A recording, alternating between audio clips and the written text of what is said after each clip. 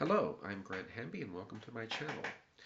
In this continuing series of my analysis of Glass's piano etudes, we'll be examining Glass Etude number 3 today. The first 10 etudes by Glass were written with one goal in mind, the improvement of his own piano technique. According to Glass, he wrote that the first 10 were composed with the idea of providing performable music that would also improve my piano playing, and I feel that I have succeeded fairly well in that regard, unquote.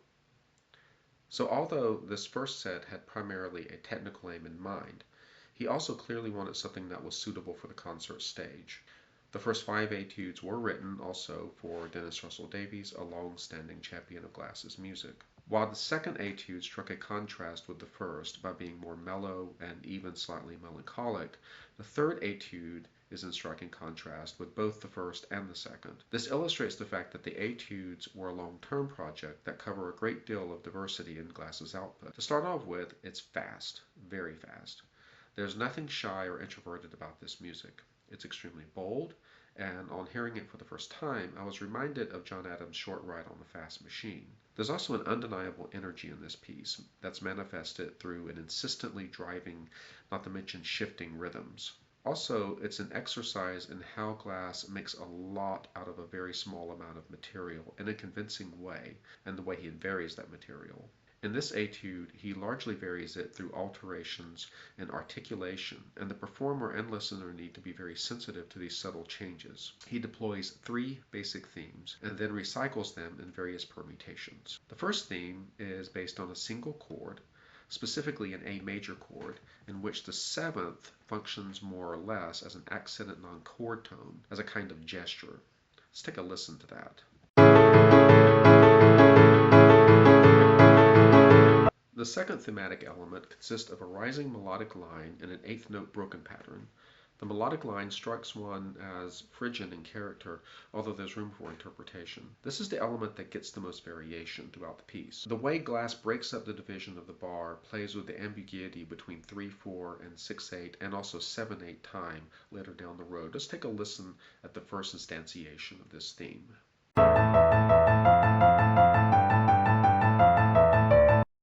While you could say that the first thematic element is primarily harmonic in focus and the second thematic element is melodic, the third is melodically harmonic in that harmony and melody are kind of combined, but also it's in a much more distant tonal region than the previous elements.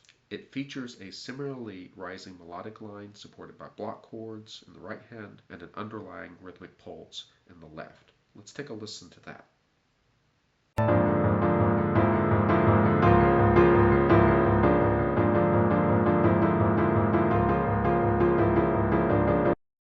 While I haven't emphasized them in the previous analyses I've done, Glass's rehearsal marks seem to be guideposts that aid in organizing these various materials into a coherent structure, so we will be encountering them a little bit in this video. For example, section 1, or the section that's labeled 1, introduces the first 2 themes. The next block, labeled 2, gives us a variation of these 2 themes. For the first theme, the right hand is the same, but the left hand is given some nice block chords with a strongly descending bass line and movements of thirds. For the second figure, the articulation is altered so that the notes are grouped in 2 divisions of 3, as if there were a sense of change of metrical division from 4/4 to perhaps 6/8. Let's take a listen to that.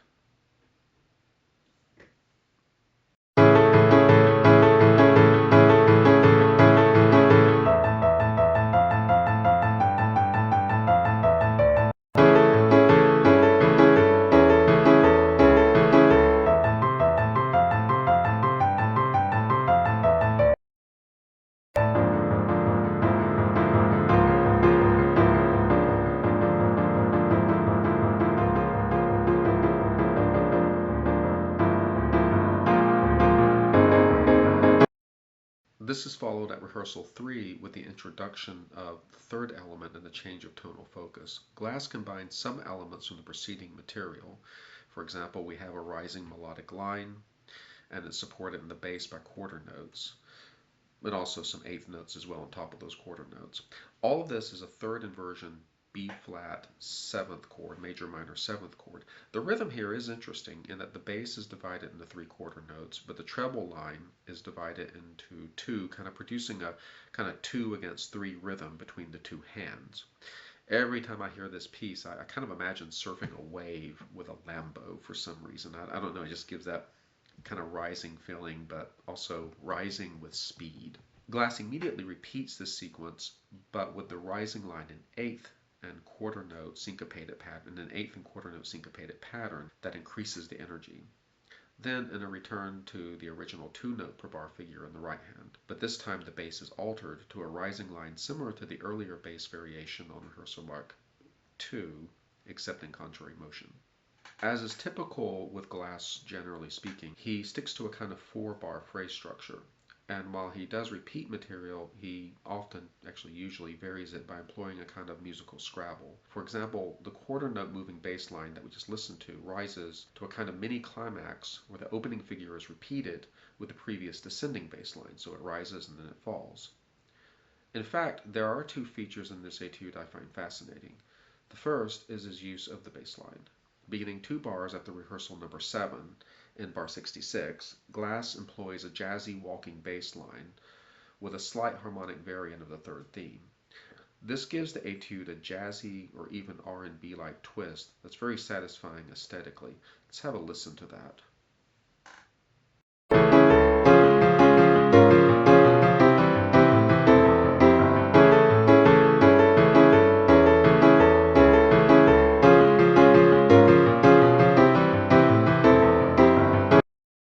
The second is how he variates the second theme throughout the etude via rhythm and articulation. While he does change up the rhythm through metric changes in the measures, Glass principally variates through subtle differences in articulation. The performer has to be very sensitive to these changes and flow with them to make the music convincing. That makes this piece not merely a technical exercise, but an exercise in musicality as well.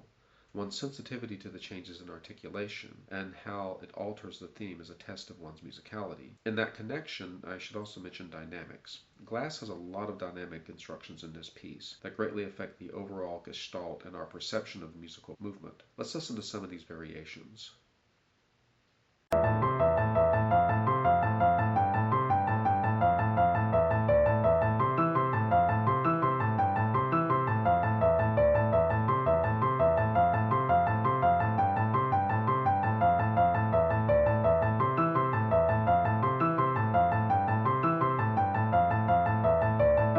After taking us on an exciting ride, Glass ends the piece with the third theme principally, and a slight slowing down of the rhythmic activity to end it quietly on an A major chord. Let's have a listening to what I consider to be the coda of this piece.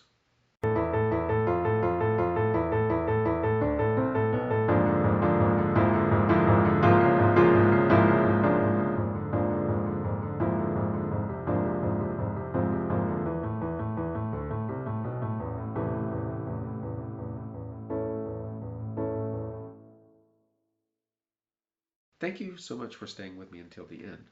If you like this video and others like it, please like, subscribe, and share. I also have a weekly Substack newsletter you can subscribe to for free, in which I share news about upcoming videos. I also share what I'm currently listening to and also studying. I also have a Ko-fi account if you'd like to donate to my coffee fund. I have provided links below to those and other sites. I wish you all a great day and see you at the next.